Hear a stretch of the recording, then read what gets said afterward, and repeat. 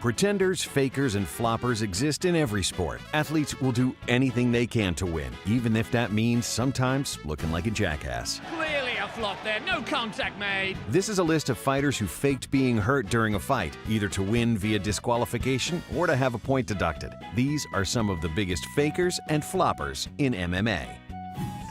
In 2014, Ozzy Thomas took on Mario Said at Cage Warriors 72. Said, who was 6-2 at the time, was declared the winner via disqualification after his opponent landed an illegal kick. Said is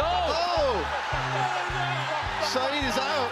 When a fighter has a knee or hand touching the ground, it's illegal to kick them in the head. Said, knowing he was fouled, milked it for all it was worth. That was illegal. That was an illegal upkick. It's an illegal upkick, but he turns and he says to the ref, what about the upkicks? And then pretends to, I don't know if he's, it's a very confusing situation. Said wasn't sure if he should complain to the ref or pretend to be unconscious, so he did both. While Ozzy Thomas's kick was illegal, it's clear that Said wasn't injured and took full advantage of the situation. Referee Mark Goddard disqualified Thomas, declaring Said the winner. While the end of the fight was anticlimactic, Said's last fight more than made up for it. And the great thing, that body shot hurt him, the left hand. That was quick from Dan Mulcahy. Thought Mario Said was good at pretending to be hurt? Wait until you see Josh Koscheck.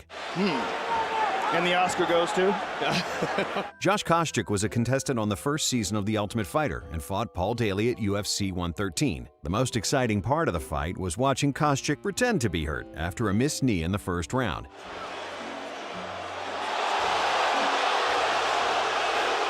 Daly threw a knee that, if it landed, would have been illegal, only it didn't land. Oh, wait a minute. He didn't even hit him. Koscheck successfully had a point deducted from his opponent and won the fight via decision. Daly, being frustrated, landed his best punch after the fight.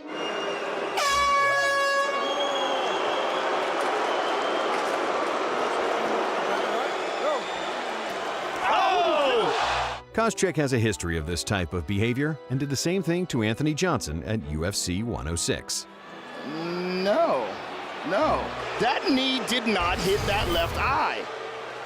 Whether it was a fix, a dive, or a flop, we do know one thing. This punch couldn't have hurt this much.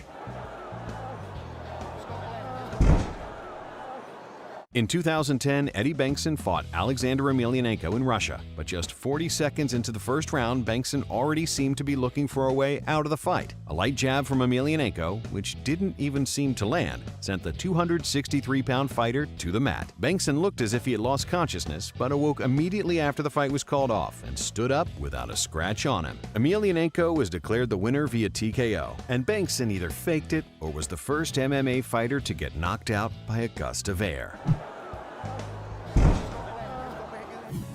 Pedro "The Rock" Nobre proved that nicknames in MMA aren't always accurate. The Rock took on Yuri Alcantara at UFC on FX in 2013. Early in the first round, Nobre was on the verge of losing his UFC debut after being on the receiving end of Alcantara's ground and pound. During the flurry of punches, one of Alcantara's punches may have grazed the back of Nobre's head. Being that strikes on the back of the head are illegal, Nobre milked the situation as much as he could.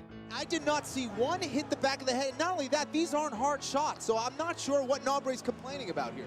Even UFC President Dana White, who is usually very supportive of fighters, thought Nobre was faking it.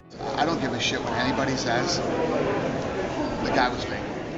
As bad as Nobre's acting was, he managed to convince the referee, and the fight was declared a no contest. Immediately after the fight, Nobre was released from the UFC, and Alcantara was given a win bonus. Like a rock, I was strong as I could be.